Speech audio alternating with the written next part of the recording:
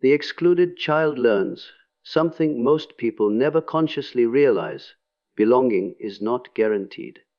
Very early, they discover that the safest position is not inside the circle, but just outside it. While other children learn through participation, the excluded child learns through observation.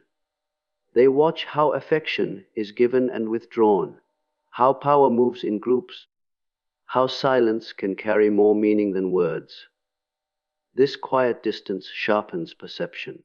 It creates a mind that notices patterns others overlook. But this awareness comes at a cost.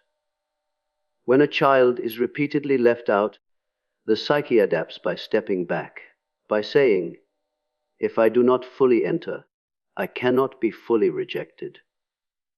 What begins as protection slowly becomes identity. The child doesn't just feel excluded. They become the observer, the one who stands apart. Jung understood this well. He believed that what is not lived outwardly is driven inward, where it grows in depth and complexity. Over time, this distance can look like wisdom, maturity, or emotional control. Yet beneath it often lies a silent question: where do I truly belong?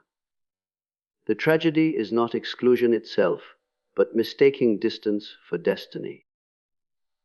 Awareness should be a bridge back to life, not a permanent refuge. The moment you step from observation into conscious participation, you reclaim what exclusion once tried to take from you. When exclusion is repeated, it does something subtle but powerful to a child's inner world. The mind does not interpret rejection as a random event. It searches for meaning. And the simplest meaning a child can find is this: it must be me. Over time, exclusion stops being an experience and becomes an explanation for who they are. This is how rejection quietly transforms into identity. Jung spoke of the ego forming around early adaptations. In the excluded child, the ego often organizes itself around self-doubt, caution, and restraint. They may grow into someone outwardly capable, even accomplished, yet inwardly convinced they are fundamentally unchosen. This belief does not shout, it whispers. It shows up in relationships where love feels temporary, in opportunities that feel undeserved, in a constant hesitation to fully claim one's place. What makes this identity so enduring is that it once served a purpose: believing something is wrong with me feels safer than believing the world is unpredictable. But an identity built for survival is not meant to be a life sentence. The moment you question the story you inherited from exclusion, its power begins to weaken. You were shaped by rejection, but you are not defined by it, and recognizing that is the first act of psychological freedom. When a child is excluded, loneliness does not simply disappear when the day ends. It follows them inward. With no reliable place in the outer world, the psyche turns to the inner one. Thoughts become companions. Imagination becomes shelter. The child learns to live in reflection, memory, and fantasy, not as a preference, but as a necessity. This is where the inner world begins to grow. Jung believed that what cannot be expressed outwardly is driven into the unconscious, where it gains symbolic power. For the excluded child, this often leads to a rich inner life.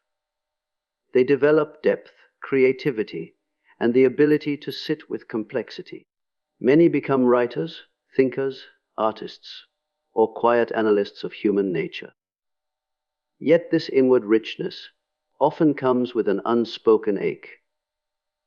The feeling that their inner world is more real than their outer life. The danger arises when the inner world becomes a substitute rather than a source. when imagination replaces engagement. Potential remains untested, and insight remains unheard. The task is not to abandon this inner depth, but to bring it back into the world with intention. Your inner life was forged in isolation, but it was never meant to remain hidden. Depth finds its meaning only when it is lived, not just understood. When exclusion becomes familiar, the child learns an unspoken rule: do not depend on what can disappear. Trust is replaced by self-reliance, and vulnerability is quietly abandoned. What emerges is hyper-independence, not as confidence, but as armor. The child learns to carry their own emotional weight, because asking for support once led to disappointment. From a Jungian perspective, this is an adaptive strength that slowly hardens into a limitation. The ego builds itself around control, competence, and emotional distance. On the surface, this looks admirable. These individuals often appear strong, capable, and unshakable. But beneath that strength lies a nervous system trained to expect abandonment. Connection becomes risky. Intimacy feels like exposure, and needing someone feels like weakness. The tragedy of hyper-independence is that it isolates the very people who crave connection the most. By refusing support, they unknowingly recreate the same loneliness they once endured. Jung reminded us that what remains unconscious controls us. Strength that cannot bend becomes a prison.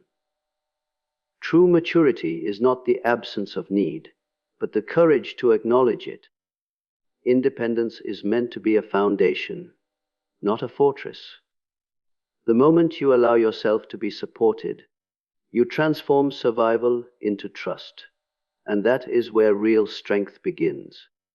Even when the excluded child grows into an adult who is welcomed, something inside remains on guard.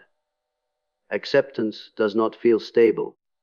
It feels temporary. The mind, shaped by early rejection, learns to anticipate loss before it happens. This anticipation becomes a form of control. If you expect rejection, it hurts less when it arrives. But psychologically, this expectation quietly shapes behavior. Jung understood this as a repetition of the original wound. The psyche unconsciously recreates familiar emotional patterns, not because they are healthy, but because they are known. The adult may withdraw just as connection deepens, test relationships to confirm their fears, or adapt to avoid being left.